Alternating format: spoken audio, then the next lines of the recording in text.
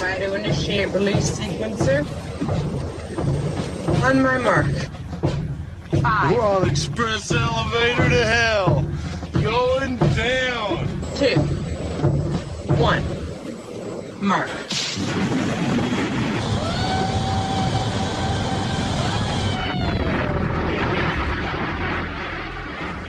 Hello, everyone. My name is Mark, a.k.a. Derringer. Today is Sunday, November 12th, and you're listening to episode 131 of the Instant Action Podcast, your weekly source for Planetside 2 news and information. As always, I'm brought to you by great listeners like you via the Support the Show tab on instantactionpodcast.com. So first up, let's just give a shout out to all our veterans out there. Veterans Day obviously was just this past Saturday or Friday if you had the day off from school or work or whatever. Like my daughter did. I had to work this past Friday, but still, it's not about me and doing work. It's about the service provided by all our veterans out there. So a big thank you to all of you. Now, while I did not have to serve or chose not to serve, I guess, either way, I'm innately familiar with everyone who has served. My family, pretty much as far back as I know, have all served in various forms of the military. My father was in the Army in Vietnam. He was an engineer in Vietnam. My uncle also was in the Coast Guard during the Vietnam War, going back further. My grandparents, my grandfather, on my mother's side, landed on the beaches of Normandy. Granted, not with the first waves, but definitely did land on the beaches of Normandy and fight his way through Europe. And also, my grandfather on my father's side actually served in the Navy during World War I. So I can certainly say that even though I did not have to serve, my family has served, and even going back further than my grandparents, we definitely have the Derringer family has a strong military background. So when I say thank you for your service, you know it's coming from somebody who understands what it actually means. With that out of the way, how did this past week go for me? Well, again, not a lot of Planetside 2 play. I even didn't finish my Halloween directive, which I really meant to do it, and I really meant to play it, and just completely was enwrapped in Destiny 2 this past week rather than Planetside 2. I did play some, so it's not like I didn't play it at all. I did play a bit. I played a little bit of Anu this week and got some good Max video of a good Lasher video too. Actually, if you go out to YouTube, it's youtube.com/Mark Derringer. You can find last week's show with a YouTube video attached to it. In that video, if you go towards the end, you can see me actually wrecking face with a Lasher. I got just the perfect window with a door, with a stairway, and NC players come rushing up that stairway, and I'm absolutely just obliterating them before I finally get C4'd. By one of them through the window. Really good Lasher play. I do miss the Lasher a lot, even though I've Araxin them both. I definitely need to play with them more when I go out and play VS. Otherwise, like I said, a lot of Destiny 2 play this past week. I got to light level 281, so I know that's what you need. You need to get to 280. For those who care, you need to get to 280 to start getting the purple modifications and stuff like that. I'm definitely ready for the raid. My clan has done the raid. As you guys know, Torx from Reachcast Days is actually in my clan on Destiny 2, and I know he ran the raid this past week with a bunch of other members. I wasn't high enough light level, so I kind of stood in the background and let them do. I was around 270-ish, but a lot of them are at 300 light level at this point already, so I wanted to make sure they were able to clear the raid and do stuff like that. So maybe next week I'll jump in on the raid with them and check that stuff out. But I'm still having a good old time in Destiny. I kind of hit a little bit of a wall in Destiny 2, I'm not going to lie. since I hit 280. I was at a 265 light level wall for the longest time. And then I finally broke through that and hit 280. And now I'm at 281. But I'm kind of running out of things to do.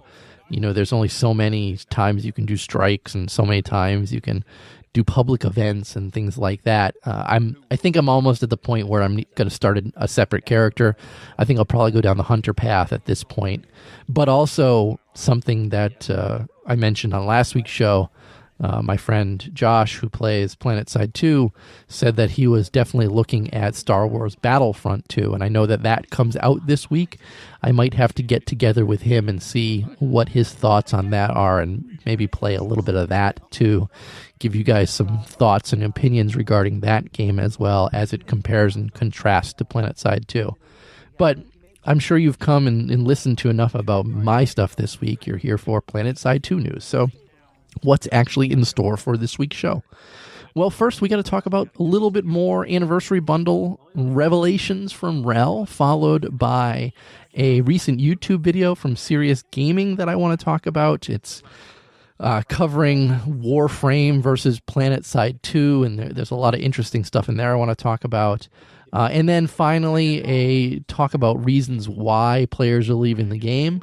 And then, so it's not kind of all a doom and gloom ending to the show. I do want to answer some listener voicemail and email from this past week. So please strap in as we hot drop into another episode of the Instant Action Podcast.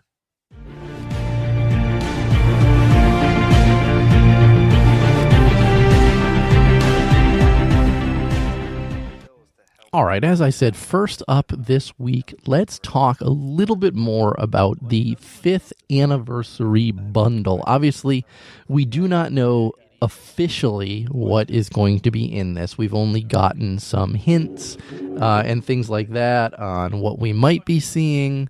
And so we have something new that got released this past week. It was actually a funny thing where someone asked Shackle, who kind of reappeared this past week out of thin air, if he knew or could data mine what was in the upcoming anniversary bundle, and he said, let me check, and then paged Rell and said, what's in the anniversary bundle?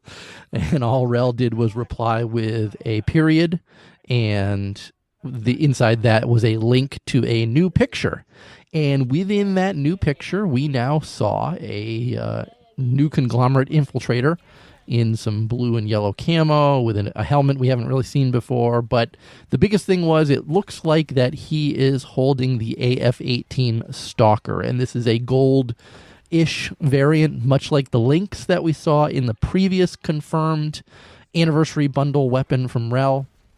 So that means everybody ran with it, and it looks like we're going to be getting AE variants of the Stalker, the SOAS-20 for the Terran Republic, and the Artemis VX-26 for the Vanu Sovereignty. So again, add that to the carbines that we currently do know about, and it looks like we're going to be getting carbines and scout rifles in this particular bundle, which many people called, and which I think that I also said that we can expect to see carbines and scout rifles in this particular anniversary bundle.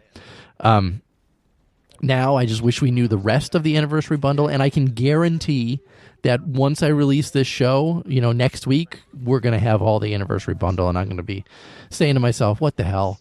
I just did a whole topic on this and didn't have a lot of info, and then bam, they're going to release all the info because, like I said, today's the 12th, and that means the 20th, which is the anniversary, is a little more than a week away as of this recording. When you're listening to the show on the 13th, it will be only a week away, so that means we have to get the information regarding the bundle sometime next week. So when I post the show this week, I'm going to actually tag Rell and say what's in the bundle. Maybe he'll respond to my post specifically, and we can go from there.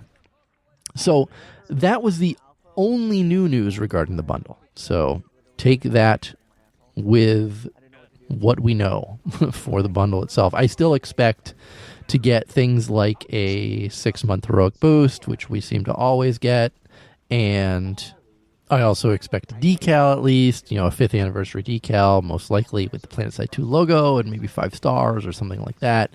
And I also expect to get a camo because we get a camo every year.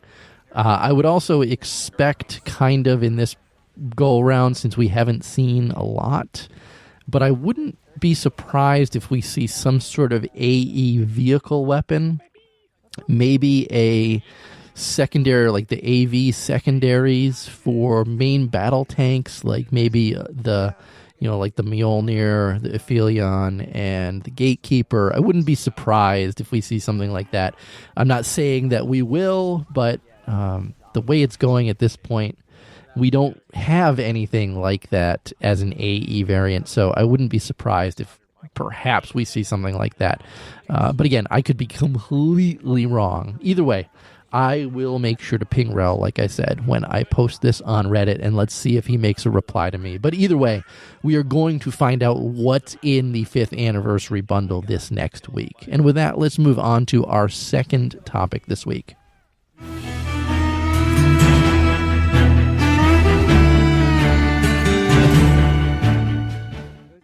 And second up this week, like I said at the beginning of the show, is based loosely on a post or a YouTube video put out by Serious Gaming titled, "Why Did Warframe Sale and Planetside 2 Fail?" And I say loosely because I'm also going to talk a bit about the Reddit post put forward by Avins201 today, which has some additional stuff regarding this, where I basically called him out on it and told him it was a worthless article, but have since backtracked because I realized once I put his comments and Serious Gaming's video together that it kind of made a lot more sense, and I have apologized to him for that. But so again, Events 201, if you didn't see it, sorry. So before we jump into this, the Why Did Warframe Sale and Planetside 2 Fail, the one thing that I think Serious Gaming fails to really mention or go over or talk about a lot is the fact that the only similarities that Warframe and Planetside 2 have is that they are free-to-play games. Warframe is not the same scale as Planetside 2. It's not the same game as Planetside 2. It can never be the same game as Planetside 2 because Planetside 2 is in its own genre of game, the MMO FPS. There are no other MMO FPSs unless you count, World War II Online or something like that, which has the crappiest graphics I've ever seen in a modern game and things like that. So I can't even count that in the same category as Planetside 2 because Planetside 2 is, I guess you'd consider a AAA title, whereas that certainly is not. So I feel like he didn't go into that enough, saying that Planetside 2 is completely different from Warframe. Now, that being said, they do have some similarities in their free-to-play aspect. And Planetside 2 was huge out of the gate. You know, when all the glitz was pushed out regarding the game, it was crazy awesome looking. You know, graphics were amazing and such high hopes for it. It had gotten, awards left and right in every possible category that it could. Whereas, Serious Gaming points out correctly, Warframe did not. It had a very low Metacritic score, and people really didn't cling to Warframe like they did originally to Planetside 2. Now, though, we're seeing things completely flipping the script regarding these two games, because I'm sure you all saw most recently Warframe had their giant billboard up in Times Square on the giant video screen in Times Square. Planetside 2 hasn't had anything like that, and the nice thing about this video is that Serious Gaming goes through a lot of things that the Warframe development team has done, or what he thinks is correctly, whereas the development team for Planetside 2 has not done. And all of it really centers around the marketing of Warframe versus the marketing of Planetside 2. And this is where Vince 201's Reddit post kind of comes into play as well, because in that Reddit post, he really pulls out the aspect of Planetside 2's development team going completely silent when it comes to pushing information out to sources, news sources, things like that. Because, honestly, I think I'm probably the only quote-unquote news source that reports on Planetside 2 on a consistent basis. So, we're talking about the websites out there like, like a rock, paper, shotgun or something like that. Planetside 2's team is not pushing out information to those. I believe that I can't remember if it was Events 201 or Serious Gaming, pointed out that only one actual news source covered the Combined Arms Initiative and Critical Mass update. There were 3 total, but 2 of them were Chinese. So only one in actual English that covered it.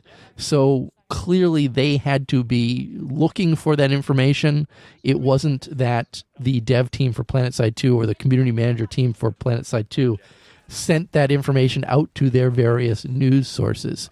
Whereas on the opposite side, Serious Gaming showed how Warframe is actively using their community managers to constantly stream the game. They have live sessions almost weekly where they're answering questions and even giving answers just that what the person's talking about is broken and they're looking to fix it. That is all good information that the media team for Planetside 2 is not doing. And that's kind of disheartening at this particular point in the game. I love Planetside 2. I can't say that I love Planetside 2 enough. It is one of the greatest games that I've ever played, and it's the good successor to Planetside 1 as far as I'm concerned, because I'm still playing it even though we're going on our 5th year that this game has been out. So I just wish at this point, as pointed out by both Serious Gaming and Events 201, that it's time for the community team for Planetside 2 to stop their love affair with H1Z1 and put some of that love back into Planetside 2 from a marketing standpoint. We should be at a point in this game where the dev live streams should be at least once a month, if not every 2 weeks. Weekly would be amazing. On top of that, they should have a community manager who knows the game, plays the game, streams the game, posts YouTube videos about the game, does tons of things about the game, and we're not getting that. Yes, they've added Roxley to the game, and I follow her on Twitter and love all the stuff that she does and everything that I see her push out. But let's be honest, the majority of the stuff that she puts out is regarding H1Z1. And obviously, it's because H1Z1 has made Daybreak Games so much money at this particular point that they don't need to focus on other games like Planetside 2. And God, you never hear about all the different EverQuests that are still running out there. But Planetside 2 should be their second biggest game, I guess, after H1Z1, if that's the way you want to count it. I'll say it. They have something good in H1Z1. It's not my type of game, but that's fine. Not every game is for every player, but they're certainly milking H1Z1 for all it's worth and kind of leaving Planetside 2's marketing to the side. So if anything, this video, me talking about it, the Reddit post regarding this should be kind of a wake-up call for the dev team, the marketing team for Planetside 2, that maybe they're not doing enough. And hopefully, Nick Silva listens to this as well, or reads these posts, watches these videos as well, and sees that we're kind of dissatisfied with the stuff that they're pushing out regarding marketing, because it's certainly not going to add new players to the game. And when we get into my next topic on why players are leaving, it's going to be doubly hurting for the game. So I'm going to include a link to the Serious Gaming's Reddit post, which has his YouTube video in it.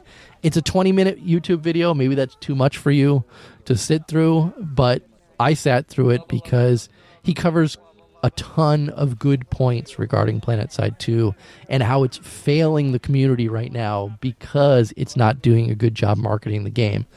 When you compare it to Warframe, again, they're different games. That's a fact. But they are both free-to-play games and therefore will be lumped into the same bucket, and therefore they are going to have the same sort of eyes on them when somebody does some sort of comparisons between all the different free-to-play games. And let's be honest, Warframe is up at the top of the list right now. It's up there with things like League of Legends and Smite, stuff like that. The other free-to-play games that are making money for their development team. Where again, I feel that at this point in time, Planetside 2 is kind of falling flat in that particular avenue. And I mean, we're coming up on the 5th anniversary. 5 years is a huge amount of time in the gaming world. I mean, there are a number of games that just die within that 5-year period and therefore never go on to what Planetside 2 has done. You know, continuously running good game that people enjoy playing for 5 years. They should be playing the hell out of the fact that this is their 5th year anniversary. They should have some new video up for it, you know, every day this next week leading up to it. And I kind of expect that we're going to see nothing. And all of a sudden it's going to be, hey, it's our 5th anniversary. Here's a bundle that you can buy for $39.99. And it's not exciting. They should really be marketing the hell out of this at this particular point. And if they don't, I, for one, am going to be disappointed. And I'll hold them to the fact that they didn't do something like that. That doesn't mean I can't still continue to love and support their particular game. But enough about that. Let's move on to our third and it's going to be final topic this week before I jump into some voicemail and some email.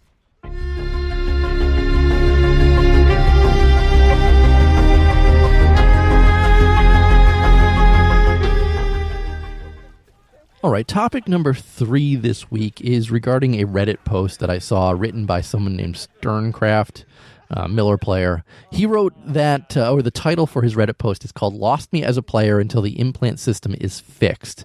And then what else did he write on this particular one? "You have lost me as a paying player until the implant system is changed." A short, open letter. And he wrote, first off, that he's passionate about the game. He's played multiple 1,000 hours, played Server Smash, Lane Smash, a bunch of competitions, made some video guides for the game, but he's also spent a lot on multiple years of subscriptions. He does say more than he'd like to admit, also on cosmetic items. He feels that it's his duty right now as a consumer to not hand them any more money until they implement a way to obtain implants without going through what he feels is a stupid RNG system. He despises the fact that things this important to gameplay are locked away by pure chance. He does have most of the implants that he cares about, but he's stopped playing his alts because he can't obtain those implants in a reasonable time frame. And he goes on to assume that they're making some money by people dropping money into it, but he feels that they've probably lost a few more regarding that as well. He basically just wanted to go into that. And I had some thoughts on this as well, because while I have been a paying player for the longest time, this past week I canceled my subscription to Planetside 2 and my membership to Planetside 2. And while I may not be doing it for the same reason as Sterncraft did, which his complaint is really regarding the implant system, because I don't see the implant system as such an onerous portion of the game, but I do think that there are other reasons why I decided not to play for membership. And this post that he put out there kind of made me step back and think about it and think about why I had done it, and maybe try to explain why that I have done it. And again, it's not that I don't love Planetside 2. It's just that I've said it in the past, and I'll say it again now. I don't feel that the membership is currently worth what you're receiving for the game itself, and I would like to see that actually changed. And maybe by me saying that I have unsubscribed from the game, that maybe somebody at Daybreak Games will listen and think about what I have to say here that was sparked by this other post. Now, with a membership, obviously we all know you get 10% off in the depot. You also get a grant of 500 Daybreak cash each month, and you also get priority queuing up for continents. And on top of that, you get a bunch of bonuses or stuff in the other games that they have within their catalog itself. Now, I don't play any of the other games within their catalog, so certainly that last part does not really appeal to me or apply to me currently. I do play a lot of Planetside 2, and after hitting BR 120 on my new conglomerate character, I no longer require the bonus experience. That's the other thing I forgot. Require the bonus experience or the increased amount of resource gains that a paying member receives. I also don't really care as much about the priority continent getting in portion. So really the only thing that would keep me continuing with a membership is that 500 Daybreak cash, which I'm not spending much anyways. The only time I was actually using my Daybreak cash was to purchase weekend game boosts whenever the actual membership double XP weekends occurred. And that's another thing. I forgot the membership double XP weekend. Something else that really isn't going to apply to me anymore now that I am battle rank 120 on my main character. So I just don't feel that someone has played as long as I have, that the membership to Planetside 2 is worth my $14.99 a month currently. And there's other factors that calculate into this as well. You guys have heard me say over and over again, I have a daughter who will be going to college next year, and somehow I'm going to have to figure out a way to help pay for that, because there's no way I'm going to saddle her with the immense debt coming out of college. So obviously a $14.99 monthly subscription, which when you calculate that out is almost $180 a year. I could certainly use that $180 more smartly. I mean, maybe it'll buy half a book for one of her semesters. I know it's kind of a drop in the bucket when you think about the overall cost of college, but I need to think about cutting costs any way that I possibly can. So again, I don't feel that I'm getting everything that I could be getting or would want to get out of membership within Planetside 2 itself. Now, let's say they started looking at that and changing that and giving me some more incentives, like maybe I get a free implant pack as something, or it doubles my ISO reward for critical mass alerts, or doubles the amount of items, quote unquote loot boxes I get from winning a combined mass alert. I could see something like that maybe pushing me back into the game, into paying for that membership for the game, but I don't honestly know. It would kind of have to be something big to push me back into paying for that membership currently. Maybe if they upped the battle ranks to 150, and that would give me a reason to play the double XP weekends again and to have the increased XP and things like that. I mean, that could be something else. I don't know. But again, Sterncraft's post, while I don't agree with it, or 100% agree that implants are the reason that I would stop being a paying player, there are other reasons for me to stop being a paying player. So I just wanted to get that out there and leave my thoughts regarding this, and I'm curious if anybody else has recently stopped being a paying player for one reason or another. I'm curious why you might have done that as well. But with that, let's move on to housekeeping for this week. Housekeeping. Housekeeping. Come back later, please. Housekeeping. Not now. Housekeeping. Go away. I coming anyway? All right. Like I said, I did get some emails. I got a voicemail and an email. My first voicemail was from Insanity's Reign, and I will play his voicemail right now. Hey, Darren, it's Insanity again, third-time caller. First off, I'd like to, thank you for explaining all my questions and whatnot, or answering all my questions.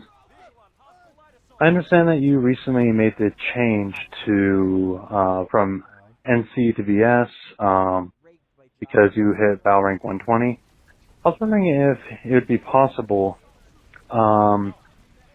if you would play with bands or whatever. I'd love to hang out with you. You seem like a cool guy. Also, I was wondering, how's the transition going from being NC to VS or any other faction? We know whatever you play nowadays. are there like remarkable differences that you find within each faction itself? Yeah, that's all I have for you this time. Have a good one. Thank you for the work that you do. All right, Insanity, let's answer some of your questions here. First off, I definitely play with fans. If any of them are online and ask me to, I'll happily play with them. I do play with Goater whenever I can, and my regular people aren't on, and I want to play some VS. I also play with Recursion when they want to lower their standards to my level, because I know they're way better players than I am. But I've certainly played with tons of outfits. And if you want me to play with you, or if anybody does, just ask. If I'm on and not doing anything, I'd love to.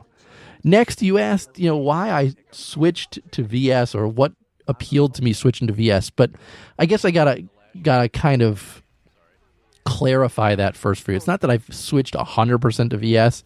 It's just that I'm playing less NC, and the reason, obviously, because I hit BR 120, so I don't need to do as much on NC. Granted, if Bax is on and playing NC, I will play NC. But when we're not, it's all a matter of who the underpop faction is. And lately, VS has been the underpop faction, and that's why I'm playing a lot of VS. Occasionally, we're on playing TR, and I'll run around and play TR, with Joku. With Joke, and again, if they're not, we're playing VS because they're underpop. That's who I'm on with Joku. But I do play all three.